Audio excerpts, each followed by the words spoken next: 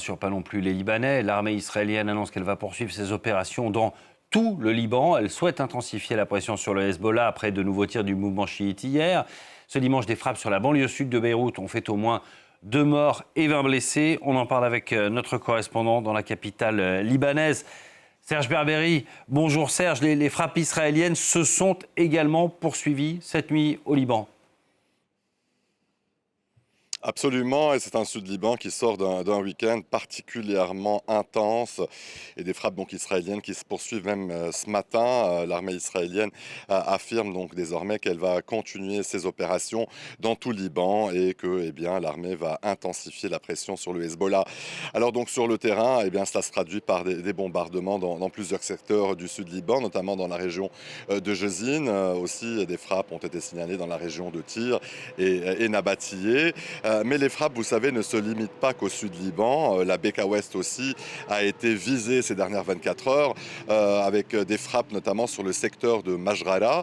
Majrala, c'est une zone régulièrement frappée par Israël, vous savez, ces dernières semaines. Pour vous situer, cette localité et plus globalement l'ensemble de l'ouest de la Beka se trouve sur un axe stratégique qui relie la vallée donc, de la Beka et le Sud-Liban.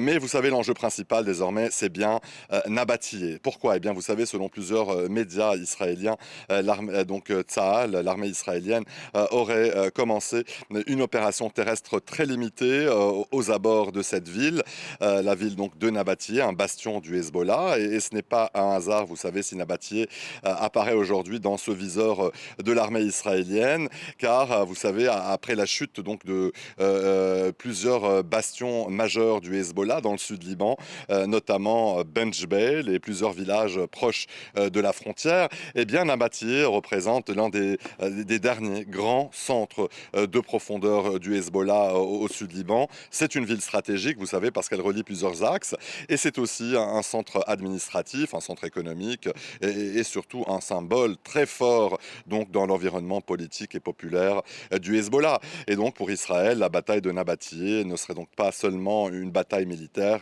c'est donc aussi une bataille logistique et symbolique dans le cœur du Sud-Liban. Et cette question, quand est-ce que tout cela va s'arrêter ? Serge, les efforts du gouvernement libanais, mais aussi des États-Unis, visent à séparer cette question libanaise de la question iranienne. Aujourd'hui, ça semble impossible.